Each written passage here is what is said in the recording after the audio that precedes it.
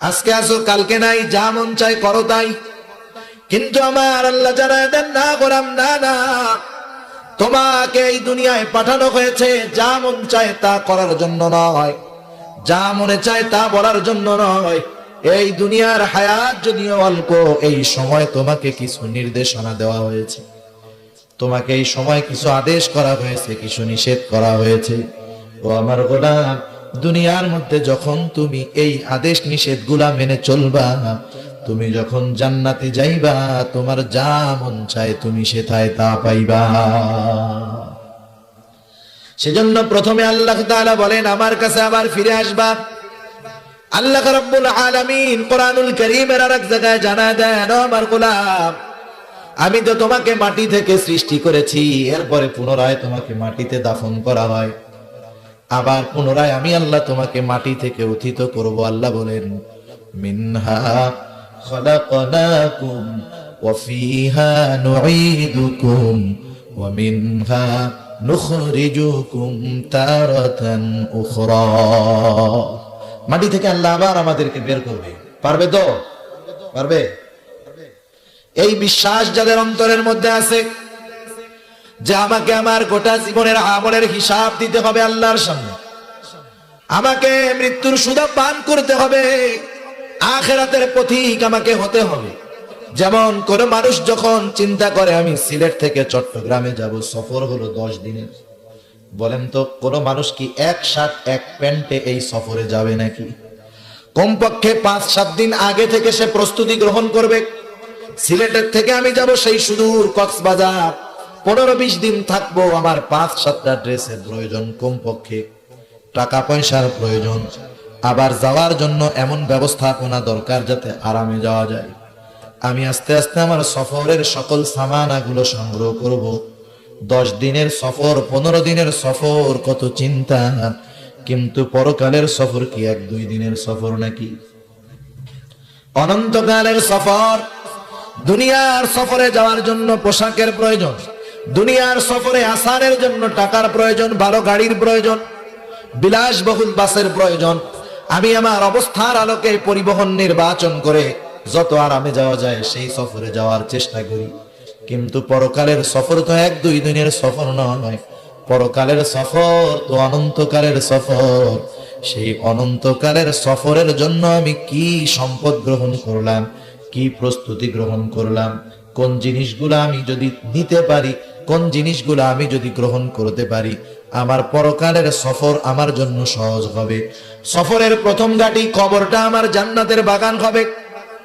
কোন কাজগুলা করলে পরকালের ময়দানে হিসাবটা সহজ হয়ে যাবে, কোন কাজগুলা করলে পুলসিরাত পাড়ি দেওয়া সহজ হয়ে যাবে, কোন কাজগুলা করলে মিজানের সামনে আমলের পাল্লাটা ভারী হবে, কোন কাজগুলা করলে হাউজে কাউসারের পানি পান করা সহজ হবে, কোন কাজগুলা করলে রাসূলের সুপারিশ পাওয়া যাবে, এইগুলা দুনিয়ায় থাকা অবস্থাতেই আমাকে অর্জন করতে হবে।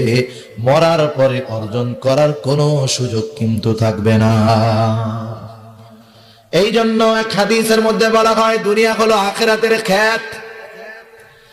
এক ব্যক্তি যখন জমিনের মধ্যে আবাদ করে, আবাদ সুন্দর মতো সে তার জমিনটাকে প্রথম চাষ দেয়, আগাছা পরিষ্কার করে সুন্দর মতো এবার চাষ দিল, এরপরে পানি দিয়া কাদা দিয়া সুন্দর মতো মাড়ায়া উত্তম ধানের চারা যখন রোপণ করে, মাঝে মধ্যে সারের প্রয়োজন হলে সার দেয়। ওই ধানের ক্ষেতের মধ্যে যদি কোনো আগাছা হয়, মেহনত করে পরিষ্কার করে। এই মেহনত করতে করতে একটা সময় ধান চারাগুলা বড় হয়ে যায়, শীষ আসে, এবার ধান হয়।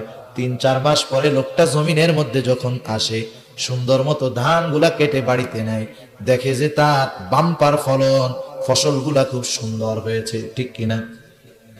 যদি লোকটা এটা চিন্তা করত, লোকটা যদি এইটা চিন্তা করত যে আমি প্রথমবার ধানের চারা রোপণ করে আসলাম, আর ওর কাছে যাব না, এমনি বড় হবে, ধান হবে, 3 মাস পরে গিয়া ধান কেটে আনবো, বলেন তো অবস্থা কি হতো? 3 মাস পরে ও যখন জমিনের মধ্যে যেত, ওর ধানের চারা খুঁজে পেত না, গোটা জমিনের মধ্যে আগাছা হয়ে যেত, ধানের খবরই থাকতো না। এজন্য এই লোকটা যখন 2-3 মাস মেহনত করছে, ধান সুন্দর হয়েছে, 1 বছর তার ভাতের টেনশন দূর হয়ে গেছে, ঠিক কিনা বলেন?